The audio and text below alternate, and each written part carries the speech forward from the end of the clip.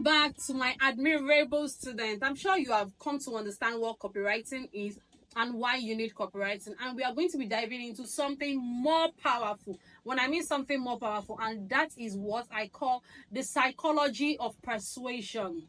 In this chapter, we'll explore how understanding human behaviors and emotions can help you to write copy that truly connects and converts. So if you want to write a copy that connects and converts, you need to actually understand the emotions behind buying. You need to understand human behavior. And that is why I chose this topic as chapter 2, which is the psychology of persuasion. Persuasion is simply how you influence others' decisions and action. It's a secret sauce behind every successful sale, marketing campaign, and powerful message. You cannot get a sale without being persuasive. Now, for you to be persuasive, you don't have to beg. You have to be able to use people's emotions and desires, their pain points against them, to be able to make them buy.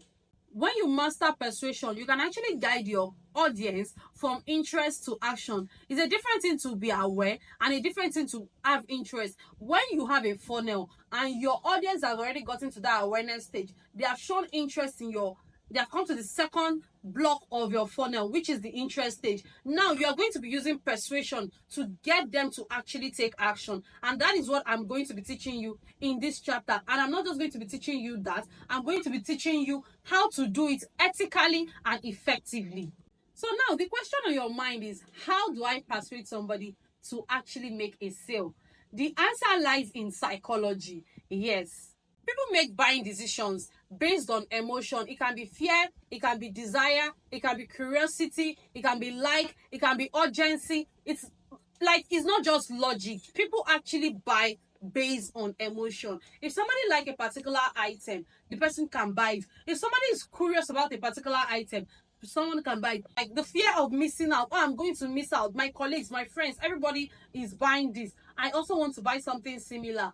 That is an emotion. So you need to use emotion to sell and not just logic. If your copy triggers the right feeling, you are halfway there in making a sales. So your copy has to trigger the right feeling for you to be able to make a sale. Now let's look at the 6 key principles of persuasion based on the work of Dr. Robert Cialdini, a leading expert when it comes to influence.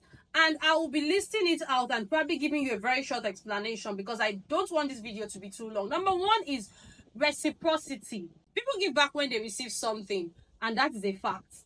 You want to give back when you receive something. Number 2 on his list was commitment and consistency.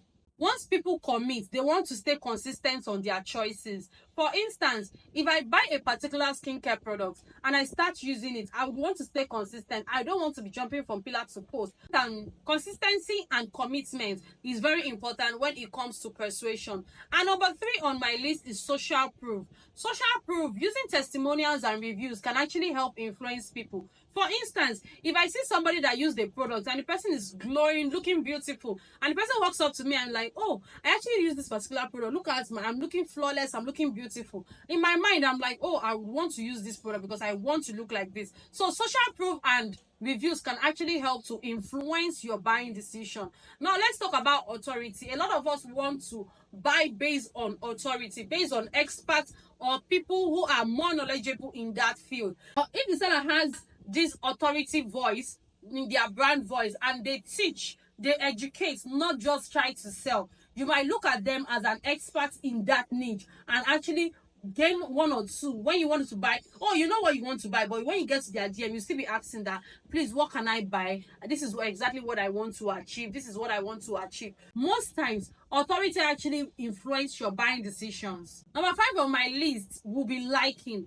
If you like a thing and you can relate to that thing, you might want to buy from. If I like a person, I might want to buy from the person. If I can relate to what that person is saying, I might want to buy from the person. That is why I always advise people to actually create relatable content. For instance, as a business coach, if I want to use content to actually draw audience, I might say, oh, I've been in business 10 years and I passed through a particular situation that I know that my audience is passing through or has passed through, and this is how it happened. This is how I came out of it.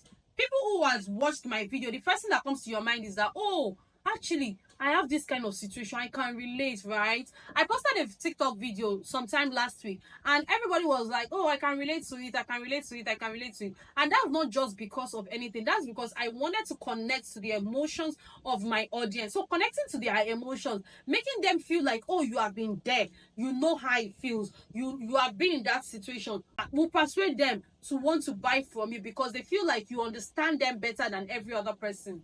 And the last but not the least will be scarcity.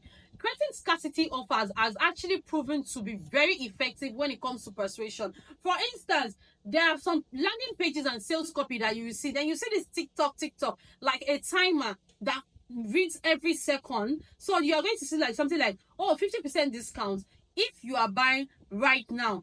In your mind, you're like, oh, I need this thing, I really want to get this 50% discount. You don't even want to listen, you don't want to go out and come back into the page. What you want to do is just click on that button and buy before the time goes out. And that is what a lot of people have been able to use to hook people down. So scarcity is a very good way to sell.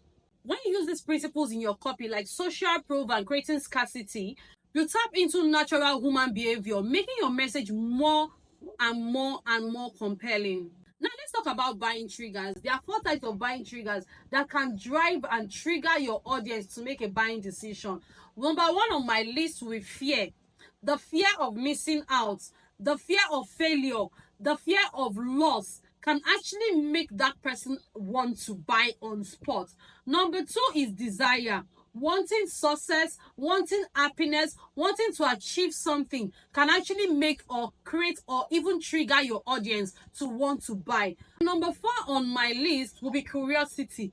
The urge to want to discover something new, want to discover how it feels like.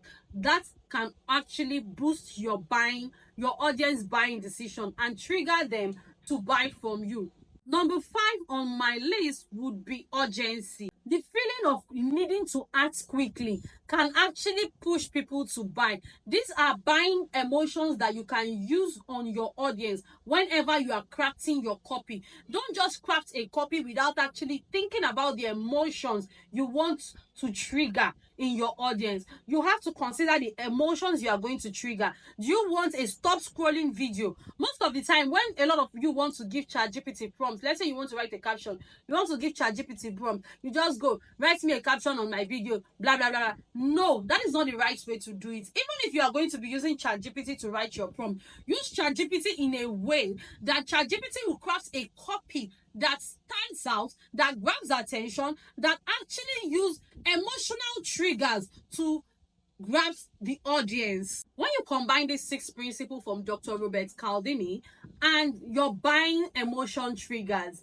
I am going to tell you that your copy would be mind-blowing. You will not try to be overly convincing or try to beg people or even beg people to buy from you. Rather, you are going to motivate them to want to buy from you. So depending on how you craft your sales copy, depending on how you craft your copy, it is actually going to boost your sales. Now you will not be doing the guesswork. You are not guessing what your customer wants. You are reading their heart, you are understanding their mind, and that is actually helping you convert more buyers. That is the power of persuasion. In next chapter, I will be teaching you how to craft headline that actually grabs attention and make people stop scrolling.